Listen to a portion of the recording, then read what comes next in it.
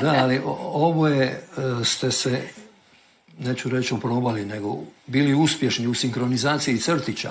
Koliko je to bila ljubav, koliko je eventualno bijeg od ovih takozvanih ozbiljnih teatar, film, televizija ili možda čak i terapija? To je bilo veliko veselje. Mi smo se sjajno družili. Prvo smo se kao kolege družili sjajno. Bili smo iz raznih teatara, onda bi se našli na tim snimanjima, na sinhronizacijama. Ja i Oto smo dosta radili po nekakvim isto studijima i na HTV-u najviše.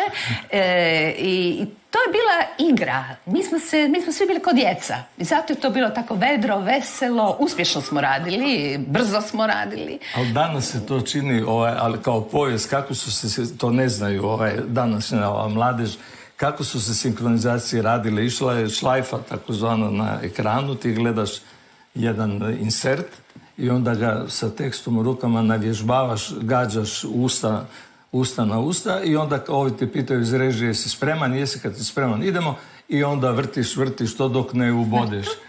Moraš pogoditi točno, refleksi moraju biti jako dobri. To nije bilo digitalno doba, nego analogno, to je znalo trajati dugo, ali smo se, što kažete, dobro zabavljali i bila je sjajna ekipa. I to je trajalo bar jedno 15 godina. A onda smo i privatno radili, da.